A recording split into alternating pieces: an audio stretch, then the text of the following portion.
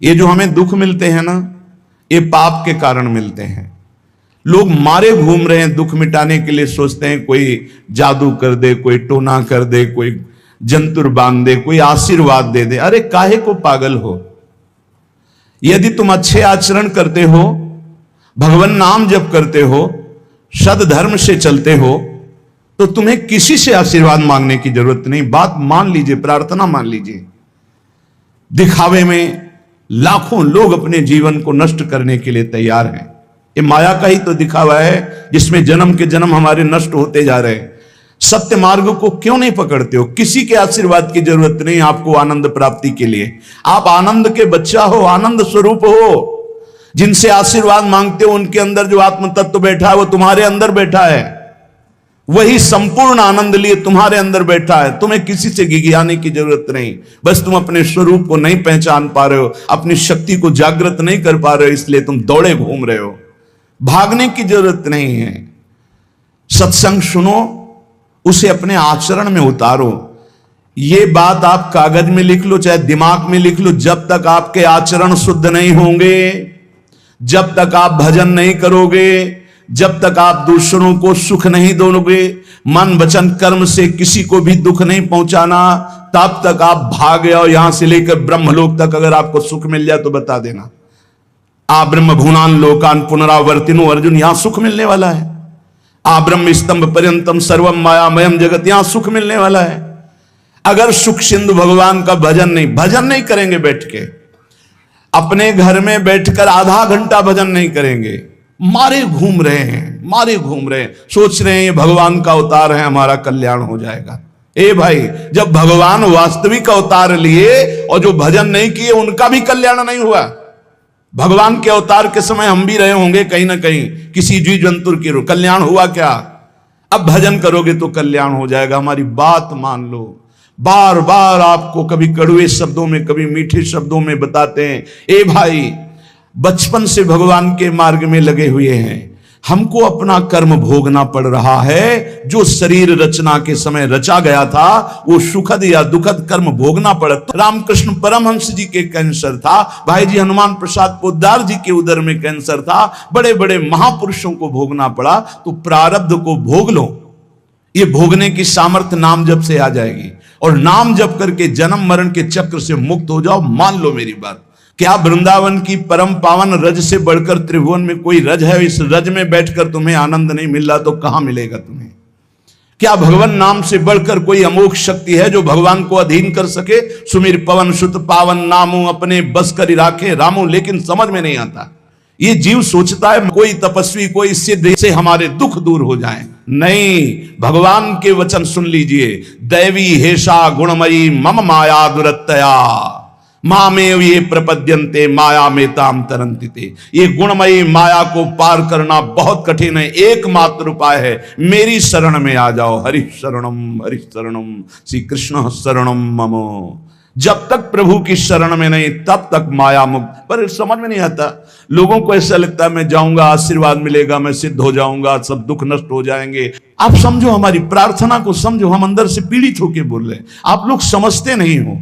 भगवान का भजन किए बिना कहीं भी भाग के चले जाओ, आपको शांति नहीं मिलेगी प्यारे। और घर में बैठकर यदि भजन करोगे तो घर तीर्थ हो जाएगा, घर में भगवान पधारेंगे, आप आनंदित हो जाओगे। संत संग का फल होता है भागना, मिट जाना। सत्संगति संस्कृति कर अंता, ये जो जन्म मरण का भागना ये मिट जाएगा। ये छोटे मोटे भागने से, शब्द सुना, मनन किया, आचरण में लग गए। कभी महीना 2 महीना में अगर संयोग बना तो हम बैठ के सत्संग सुन रहे हैं, नहीं तो हमारे पास यंत्र है, हम रोज उससे नवीन उत्साह प्राप्त करें भगवत मार्ग में चलने का। जब मिले तब दर्शन कर लिए, नहीं तो हम उनकी आज्ञा पर चल रहे हैं तो हमारा सदैव सानिध्य है। भागने की जरूरत नहीं भाई, नहीं। थोड़ा चैन लो, थोड़ा शांति लो। भागने की जरूरत नहीं है।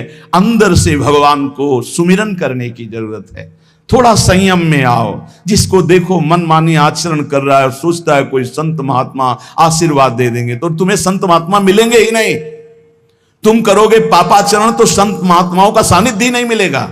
पापवंत कर सहज स्वभाव, भजन मूर्ति भावन काऊ, जो पे दुष्ट हृदय सोई होई, मोरे सन्मुख आओ की सोई। अच्छे आचरण करो, घर बैठे महात्मा मिल जाएंगे। कोई आ जाएंगे ऐसे, तुम्हें कृतार्थ कर जाएंगे, कहीं तुम भेज दिए जाओगे जिनके वचन से तुम कृतार्थ हो जाओगे। हमारी प्रार्थना को मानिए, अपने इस अमूल्य मानव जीवन को कूड़ा करकट की तरह मत नष्ट कीजिए। श्रीपाद कह रहे, नेत्रे उत्पाटित सपदि स्त्री क्षणे लालसा चेत।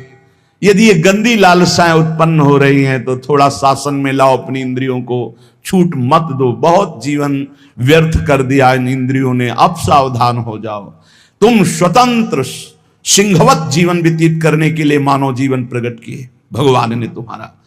तुम इंद्रियों के गुलाम होकर, मन के गुलाम होकर, भोगों के गुलाम होकर के जीने के लिए नहीं आए हो मनुष्य देह में। देवता तरसते हैं इस मानव देह के लिए। क्यों? क्योंकि साधन धाम मोक्ष कर द्वारा, इससे साधना करके हम जीवन मुक्त महापुरुष हो सकते हैं। लेकिन नहीं, बस कोई ऐसा कुछ कर दे जिससे हमारा पति बन जाए, कोई ऐसा कर दे कि हम स्वस्थ हों, को भोग भोगें, कोई ऐसा कर दे सारी झंझटें मिट जाएं। अरे औरों की तो बात जाने दो, भगवान जिनके घर में अवतरित हुए आप वहां दृष्टि डालिए। इतने बड़े भजनानंदी महात्मा वसुदेव और देवकी कंस कारागार में बंद किए हुए, भगवान पधार रहे हैं हथकड़ी बेड़ियों से जकड़े हुए। आप विचार कीजिए, भगवान के सिवा तुम्हें कोई बंधन मुक्त नहीं कर सकता। और सब तरंगे हैं, भगवान भगवान है, हमारी बात को समझ लो। भगवान भगवान है, भगवान के भाव में डूब करके सब भगवत स्वरूप हैं।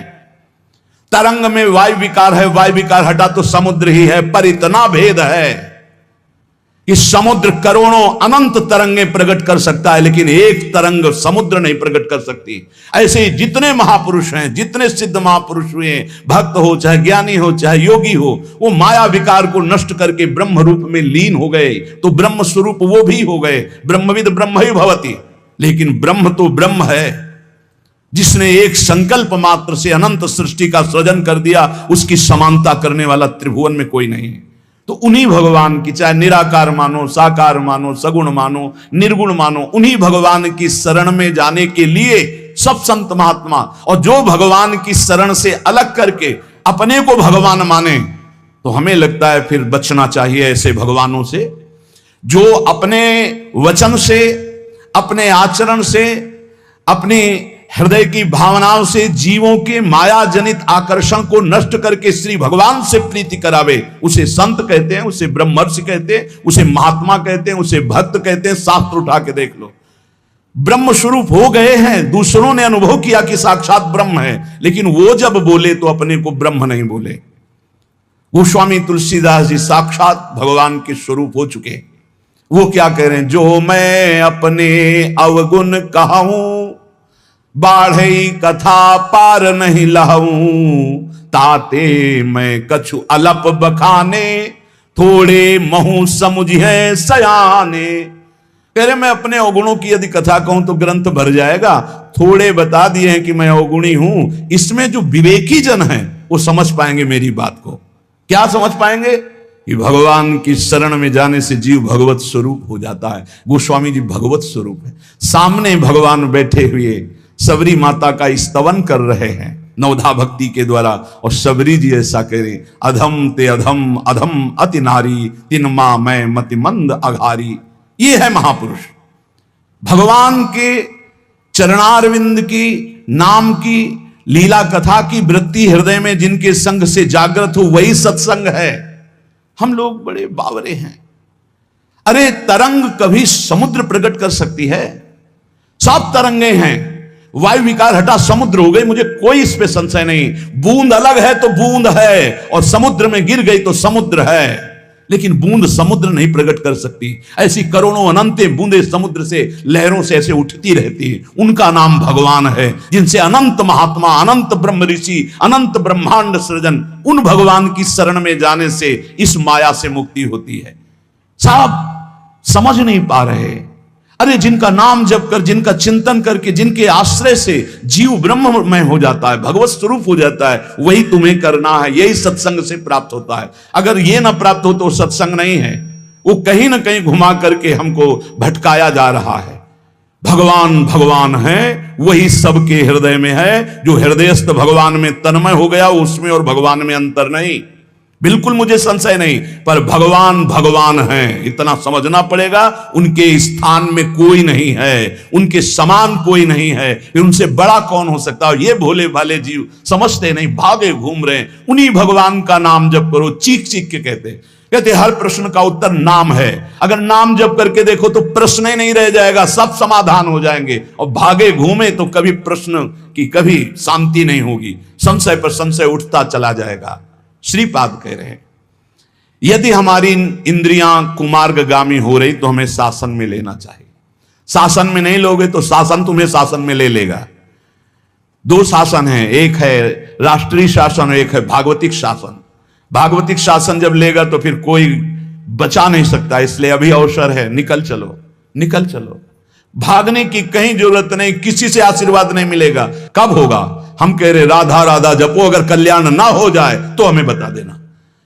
भगवान अर्जुन से क्या कह रहे हैं? सामने अर्जुन जी खड़े हैं, कह रहे हैं तुम मुझे तभी अनुभव कर पाओगे जब अनन्य चेता सततम यो माम स्मृति नित्य सा तस्याम सुलभा पार्थ। सामने खड़े हो, कह रहे सुलभ नहीं हूं मैं, सुलभ उनके लिए हूं जो मेरा अनन्य भजन करते हैं, अनन्य चिंतन कर। पकड़ ही नहीं पा रहे, लाख सत्संग सुन रहे, पकड़ ही नहीं पा रहे। बिल्कुल नहीं, ऐसे नहीं हो। थोड़ा विवेकवान हो, मनुष्य जीवन मिला है। ऐसा नहीं कि कोई तुम्हें प्रलोभन दे दे तो हम तुम्हारे रोग नष्ट कर देंगे, हम तुम्हें सिद्ध कर देंगे, हम तुम्हें धनी बना देंगे। हम कहते हैं कि हो सकता है 1000 जाते उनमें से 100 लोग ठीक हो गए हों। कैसे? पूर्व का पुण्य 100 का तुक्का लगा और ठीक हो गए। वो कहते हैं कि मैं कसम खा के कहता हूं मैं ठीक हो गया हूं। हम बिल्कुल 100% मानते ठीक हो गए, लेकिन उसके प्रताप से नहीं, आप अपने पुण्य प्रताप से ठीक हो गए। आपके ठीक होने का समय आ गया है, इसलिए आपका तुक्का लगा, आप गए, यश उसको मिल गया और आपका काम बन गया। हमारी बात को समझो। अपने लोग बहुत शास्त्र सम्मत, बहुत उसको सुलझ कर भगवत मार्ग को चल करके आपको बोल रहे हैं। अगर इन कर्मों को मिटाने के लिए जो हमारे शास्त्र बने हुए हैं उनके सिद्धांत के अनुसार चला जाए तो मिटा दिया जाएगा। लेकिन जब मिटाने की सामर्थ्य आती है तब लगता है अब इसको रख के क्या करेंगे, हमारे को तो प्रभु के पास जाना है, हमें तो दिव्य भाव देह प्राप्त है, हमें अपने स्वामी, अब इस शरीर का क्या करेंगे। तो जैसे सांप अपनी केचुल से संबंध नहीं रखता, ऐसे महापुरुष अपने शरीर से संबंध नहीं रखते। आप हमारी बात को समझ नहीं पा रहे, भटकते घूम रहे हैं, मारे घूम रहे हैं, क्लेश, अशांति, नाना प्रकार के दुख। अरे भाई, भगवान की शरणागति प्रतिपल परमानंद प्रदान करती है। क्यों नहीं शरण में हो जाते? क्या तुम्हारा पांच भौतिक देह नहीं? क्या हमारा पांच भौतिक देह नहीं? क्या तुम भगवान के अंश नहीं? क्या हम भगवान के अंश नहीं? अंतर क्या है? तुम संसार का चिंतन करते हो, भगवान का चिंतन करते हैं, तो क्या तुम भगवान का चिंतन करके नहीं बन सकते महापुरुष? क्या तुम स्वयं ऐसी शक्तियों को जागृत नहीं कर सकते? तुम सो रहे हो, जागो, भागने की जरूरत नहीं। ये जो गलत इंद्रियां जा रही हैं, इन इंद्रियों को रोकिए, भगवान की तरफ लगाइए। नहीं लगाओगे तो कहीं भाग के चले जाओ, धोखा ही मिलेगा, तुम्हें शांति नहीं मिल सकती, तुम्हें विश्राम नहीं मिल सकता, तुम सुखी नहीं हो सकते। इन बातों को लिख लो और पूरे विश्व में घूम के चले आओ, चाहे जहां चले जाओ, कुछ नहीं होने वाला। मारे मारे केवल घूमते रहो, समय बर्बाद करते, वही समय एकांत में बैठकर राम कृष्ण हरि बोलो, राधा बोलो, अभी आनंद आ जाएगा। हम ये नहीं कहते कि तुम करोड़पति बन जाओगे, तुम्हारे सारे काम बन जाएंगे, लेकिन हम ये कहते हैं कि तुम्हारा हृदय शांत हो जाएगा, तुम्हारा भागम भाग मिट जाएगा, तुम एक गंभीर हो जाओगे, धैर्यवान हो जाओगे, तुम लड़ना सीख जाओगे दुखों से, तुम सुखों से भूल करके पापाचरण कर बैठे हो, दुखों में इतना तुम हो जाते हो कि अपने जीवन को भी नष्ट करने की सोच। ये सब भगवत विमुख जीव का लक्षण है। भगवत सन्मुख होने पर सुखों में दूसरों को बांटा जाता है और दुख में सहकर भगवान के नाम का स्मरण करते हुए उस दुख के समय को काटा जाता है। समझते नहीं।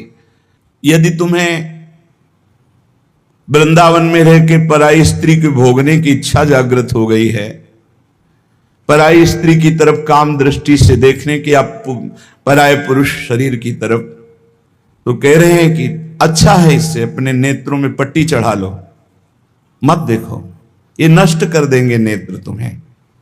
तो बाहर से कपड़े की पट्टी चढ़ाने की जरूरत नहीं है, नासाग्र दृष्टि रखो, इनको शासन में रखो।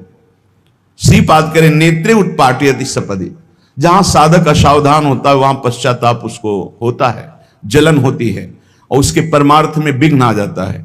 इसलिए ब्रह्मा जी ने ऐसी रचना की है कि स्त्री को पुरुष शरीर में आकर्षण, पुरुष को स्त्री शरीर में आकर्षण, या भोग बुद्धि से देखना, अपने को इसी को सुधारना है। अगर इसी को सुधार लिया तो परमार्थ पुष्ट हो जाएगा। यदि आपको ज्ञान नहीं रहा हो, आपसे ऐसे पाप बन गए हैं, गुरु पत्नी गामी सबसे महापापों में पहले आता है। फिर आता है जो ब्रह्म ऋषिजन हैं उनकी भार्या, फिर आता है मद्यपान, मदिरापान करना, फिर स्वर्ण की चोरी करना, और जो ऐसे पुरुषों का संगी है वो महापापी, गौ हत्या करना महापाप। ऐसे जो महापापी जन हैं, पाप हो चुके हैं उनसे, अब वो विचार करें कि मेरा कल्याण कैसे हो सकता है, मैं तो महापापी हूं। तो श्रीपाद करें, हर जीव को अंतिम सांस तक भगवत प्राप्ति का मार्ग खुला है। बहुत बड़ी बात है, बहुत बड़ी बात है। आज तक भोगना पड़ रहा है गुरुपत्नी गामी का कलंक चंद्रमा जी को, आज तक। ये बड़े बड़े महत् पाप हैं जो लोग नहीं समझते हैं। ये बात समझ लें, पर स्त्री गमन, मदिरापान, द्वीत कीड़ा, स्वर्ण चोरी, गुरुपत्नी गामी, ब्रह्म ऋषियों की तरफ जो उनकी भार्या है उनकी तरफ ये काम भाव से देखना, गौ हत्या, ये महत् पाप हैं। ये पाप नष्ट कर देते। भ्रूण हत्या, ये सब महत् पाप है। अगर ये पाप बन गए हैं जाने अनजाने में जीवन में, और अब हमने सत्संग सुना तो अब हमें प्रायश्चित हो रहा है कि मेरा कल्याण कैसे हो सकता है। तो श्रीपाद कह रहे हैं, एक बार हृदय से जलन पैदा करो कि मेरे से बहुत गलती हो गई, और श्रीधाम वृंदावन आ जाओ। वृंदावन की परिक्रमा करो, रज में लोटो, रसिकों का संग करो। ये नियम ले लो कि अब जीवन में कभी पाप नहीं करेंगे, और नाम जपना शुरू कर दो। तो कह रहे हैं, निश्चय सुनिर्वाही महाधार्मिका, निश्चित वो धार्मिक हो जाएगा, उसके सारे पाप नष्ट हो जाएंगे और भगवत प्राप्ति कर लेगा इसी जन्म में। भगवत प्राप्ति आखिरी सांस तक हो सकती है। आखिरी सांस में बोला राधा राम कृष्ण हरि, बिल्कुल भगवत प्राप्ति हो जाएगी। विश्वास कर लो इस बात पे। इसलिए कोई भी कभी निराश न हो कि मुझे भगवत प्राप्ति नहीं हो सकती, मेरा कल्याण नहीं हो सकता। इस श्लोक में श्रीपाद ने बताया, यदि ऐसे महापाप किए हुए हो तो श्रीधाम वृंदावन आ जाओ। धाम है भगवान का, निज धाम है। जो बड़े बड़े तीर्थों के अवगाहन से पाप नष्ट नहीं होते, जो कि महापाप कहलाते हैं, वो धाम में रज में लौटने से, परिक्रमा करने से, नाम कीर्तन करने से, सत्संग सुनकर सतमार्ग में चलने से। कह रहे हैं, निश्चय सुनिर्वाही महाधार्मिका, निश्चय उसके सारे पाप नष्ट हो जाएंगे, और वो धार्मिक ही नहीं महाधार्मिक हो जाएगा। यदि ऐसा पुरुष है, ऊपर के श्लोक में जो बताया महापापी, अब कह रहे हैं अगर ऐसा पुरुष है कि कभी धर्म की चर्चा ही नहीं सुनी, जो सदैव अधर्म में ही ग्रस्त रहा है, और इतना नीच है कि पापी लोग भी उसकी निंदा करते हैं। कुछ पाप ऐसे होते हैं जिनकी पापी लोग भी निंदा करते हैं। जैसे जेल कोई जाता है, हमें बताया गया है, तो उनमें कैदी लोग पूछते हैं क्या करके आया है, वो बताया गया कि भाई ये राष्ट्र रक्षा के लिए ऐसा ऐसा किया, पर अधिकार नहीं था, तो अनाधिकार चेष्टा में इसने अपने समाज की रक्षा के लिए ऐसे ऐसे किसी ऐसे उपद्रवी को मारा। तो हाथ मिलाते हैं उसको सम, ये काहे क्या है, बोले अपनी बेटी के साथ ऐसा गंदा आचरण कर। तो बोले वहां के कैदी भी गुस्सा होकर उस पर दृष्टि रखते हैं, उसे घृणित दृष्टि से देखते हैं। तो यहां कहने जो धर्म की वार्ता नहीं जानता, अधर्म से ग्रसित रहा है, और नीच पुरुष पापी लोग भी उस पर क्रोध दृष्टि से देखते हैं कि बहुत ही नीच है ये।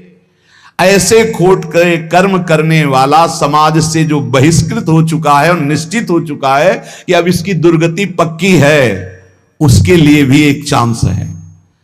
बोले निजोरु कृपया शांत्या च वृंदावनम स्वस्मिन नामृत चेत ददाति वसतिम धन्योस्ति वृंदावने।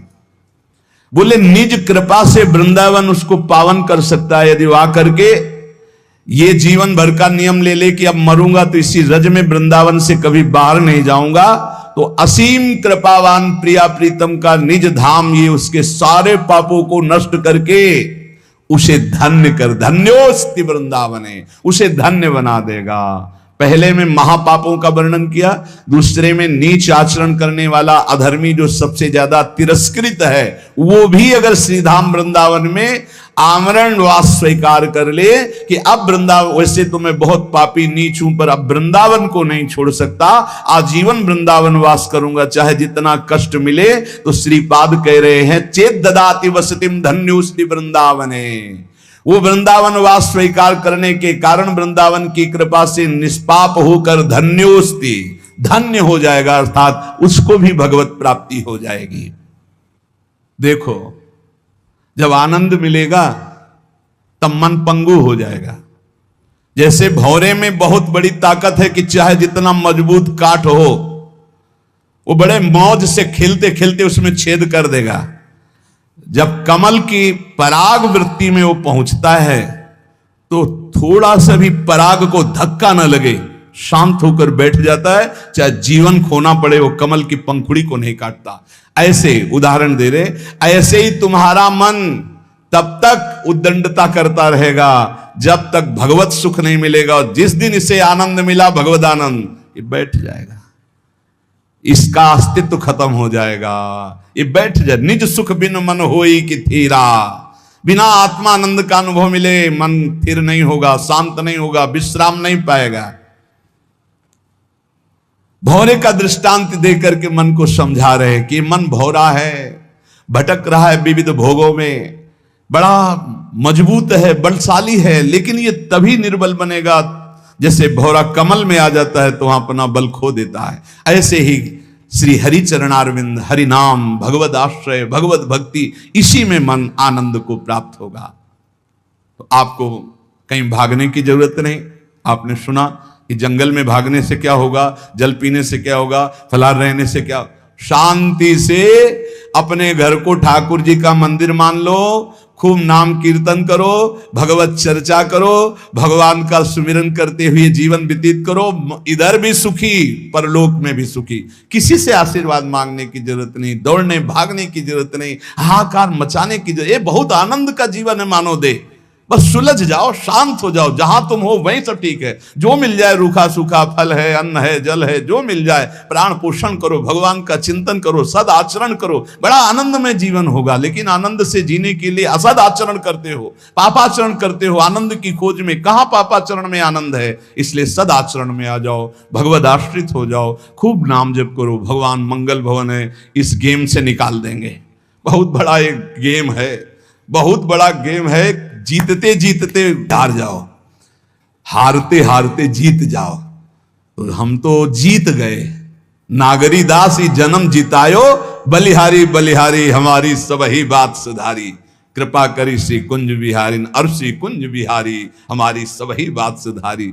राखे अपने वृंदावन में, बस खास बात बल गई। नहीं, आप क्या समझते हो?